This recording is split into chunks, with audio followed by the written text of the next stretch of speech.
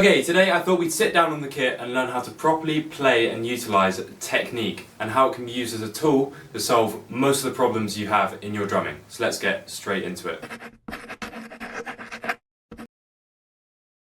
Right, firstly, the familiar problem that I see in a lot of learners when they're learning their technique is that everything feels fine when they're on the pad. They're kind of doing their thing, learning their technique, learning their rudiments. And then when they get to actually playing on the kit, it sort of breaks down, it feels tense, and it doesn't feel a little bit natural. And it's not really a talent issue, you're not really bad at playing the drums. It's just a way that you learn technique, and we're not going to sit here and learn how to hold the sticks, and we're not going to give you 10 different drills to do. We're actually going to teach you how to learn the rudiments, and then that's going to be able to make it so you can transfer all the stuff you learn on your pad to everything you do in your normal drumming. Okay, so let's reframe what technique is actually for. Because technique isn't really a goal, it's more of a tool. I don't aim to have technique, like what does that even mean? It's not really quantifiable, is it? I sort of aim to develop my technique so that I can do other things. It's a tool, so it stops you from tensing up in your fills, not being able to play as fast, not being able to play consistently.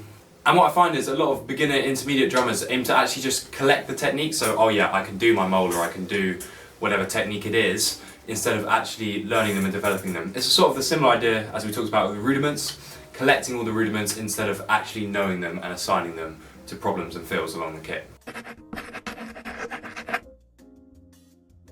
Okay, so let's talk about a couple of these sort of techniques that you can get mastered by intermediate level and what they give you, starting with the double stroke roll.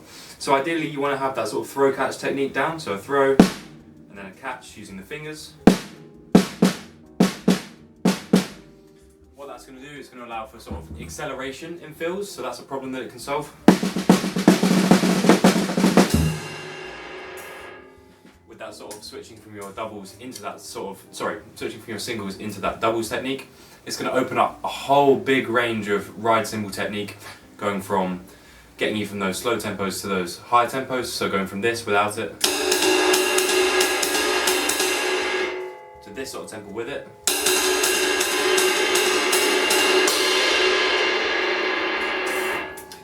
And also it's going to open up a whole range of nice little drag fills. Okay, the next technique you can use to solve problems is molar. So what is molar? A lot of you might already know, but just for those that don't, it's the process of breaking up one stroke and getting multiple strokes out of it. For example, this stroke, currently just getting one per hit there, but I could be getting 3 or more depending on what sort of molar you're doing. Basing off a hit stroke, or a down stroke, a tap stroke, and an up stroke.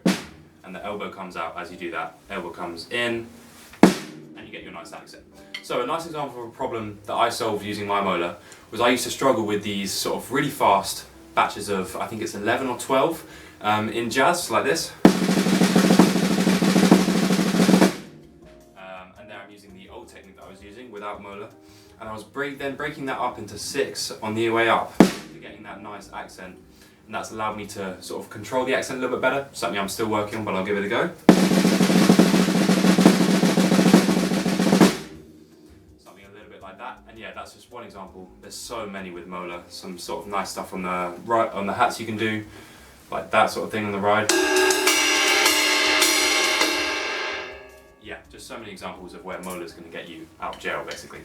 Okay, and to complete the big 3 of those problem-solving techniques, we've got the sort of finger technique of single stroke rolls. So that's using your fingers to bounce a stick. I'll do a bit of an exaggeration technique here. And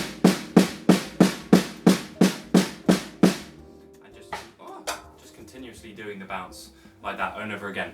And that's going to solve a lot of problems for those rock guys in particular that really want to do those fast. My kit doesn't have enough toms, you need toms everywhere. But yeah, to do that sort of thing, like that sort of thing is really going to have your problems solved by learning that, because it takes you from sort of cramping out when you're doing this. I can only sort of last that long if I'm really tensing and going like that. Just being nice and relaxed and using your fingers can allow you to go so much faster and solve a lot of problems in your rock drumming. Okay, moving on then to why your technique is breaking under pressure. So a lot of these things might seem very obvious, but do go and have a look at your own drumming, because you might actually be doing these things without even noticing. Firstly is only practicing the technique at one tempo. I'd say a common one for this is people definitely bias the faster tempos, sticking between 100 and 120 BPM. You really need to be practicing those slow tempos. I see so many people just practicing the fast tempos because they want to look sick when they're doing the technique. But that used to be my thing with doubles, and I was really uncomfortable with the sort of... really comfortable with the... but yeah, not really comfortable with those really slow, uncomfortable tempos. And yeah, that's really going to get exposed when someone asks you to play slow, or you have to play slow for a song.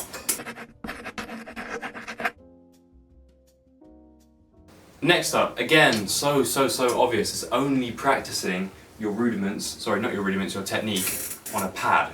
And it seems so obvious, right? Because you're going to be using your technique on the kit, so why are you not playing it on the kit? If you're only playing it on the pad, you don't really get any orchestration, you don't get to move the rudiment around the kit, you're just playing it like this, again with the double stroke. There's nothing moving it around the kit that's going to allow you to sort of feel more comfortable when you're actually playing in real musical scenarios. Okay, let's move on to how you should be practicing your technique then. First point is to break the comfort zone super quickly. So your technique practice should be really quickly exposing your weaknesses. For the video's purposes, I'm going to show you something that I'm really weak on at the moment and that I'm trying to improve. As I showed you the fast singles earlier, but when I try and move the accents around, I really struggle with that. So things like this.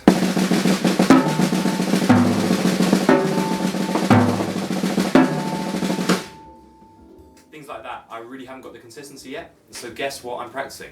That. I'm not practicing singles on their own, I'm not practicing other accents, I'm practicing the things that I'm bad at, so that it really quickly exposes my weaknesses and I can just get better quickly.